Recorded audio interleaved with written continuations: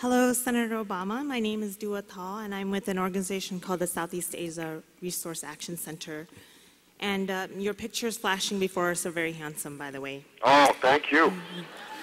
With, I'm sure it was touched up, a little photoshopping. in particular, I am a proud immigrant and a former refugee from Southeast Asia. And my question is around immigration emerging as a critical issue in our communities. In particular, we want fair and humane solutions, and in fact, the negative impacts on Asian Americans and Pacific Islanders around the immigration issue have often not been featured in the mainstream media.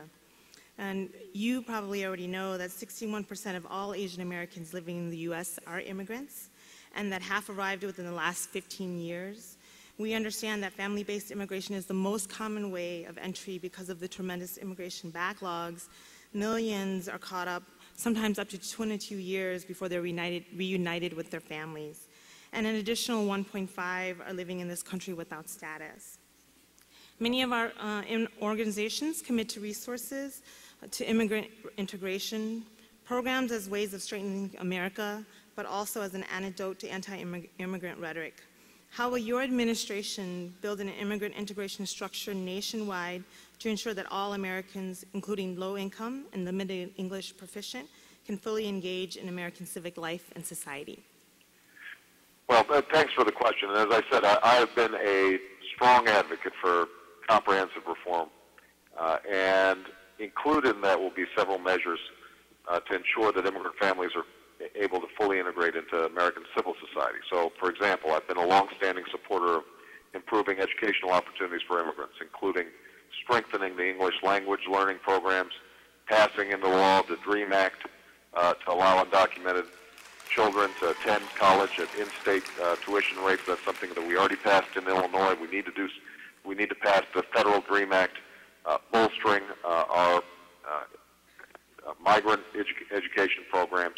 As president, I want to expand federal support for states and nonprofit organizations to promote citizenship and to help reduce barriers to full integration in our society. And I also want to continue to ensure that my Department of Justice prosecutes hate crimes and other acts that violate the civil rights of our nation's immigrants.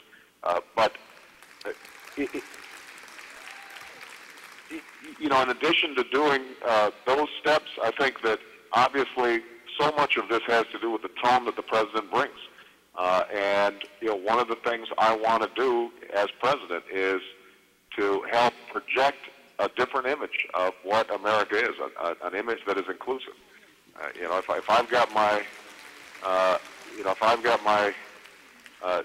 little, Chinese, Indonesian Hapa niece running around the South Lawn, that sends a different message about who we are and what we look like and where we belong.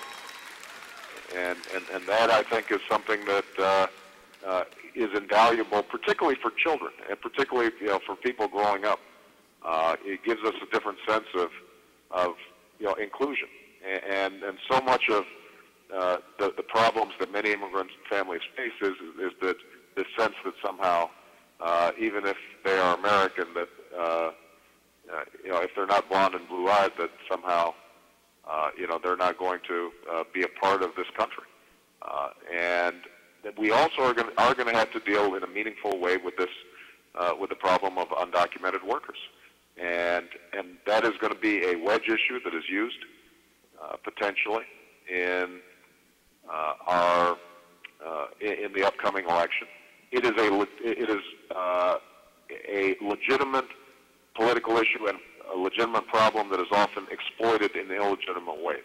And I think that it's important for the for Asian American Pacific Island organizations working with Latino advocacy organizations and historic civil rights organizations like the NAACP. It's important that we work together to solve this problem. There's nothing wrong with us revamping, and in fact, I think it's necessary for us to revamp our immigration system, improving the legal system to reduce backlogs, improving our border security, and making sure that we are lifting undocumented workers out of the shadows, having them register, having them pay a fine if they have entered this country illegally, but also giving them the opportunity, a pathway to pursue citizenship over the long term so that they can reintegrate with their families and not live in fear. And ultimately, they are going to be a contributor to the growth and vitality of the United States. But we're going to have to break this logjam around immigration reform, and it's something that's going to be a big priority for me. Thank you very much. Senator, thank you very much. And if we could beg your indulgence, we just have 3 more quick questions. And here's the next one. Okay. Good evening, Senator Obama.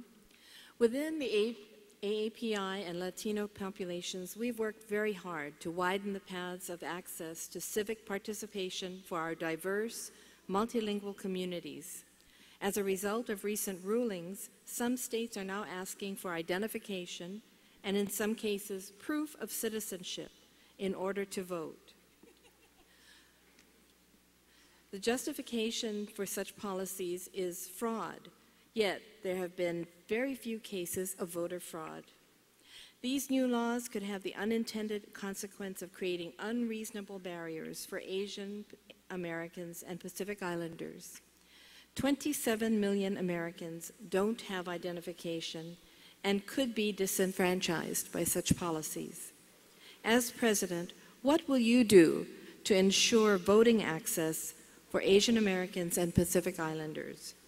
What will you do to ensure that specific populations are not discriminated against through these policies? Well, as a former constitutional law professor and a civil rights lawyer, I've spent my career working to empower more people, getting them into the political process. So as president, I'm going to build on that record.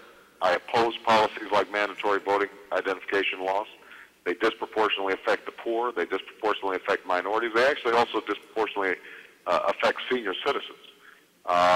And there is no basis for this notion that somehow immigrants are more likely to commit fraud. I mean, the notion that an undocumented worker is going to go out of their way to go to a polling place and vote is ridiculous.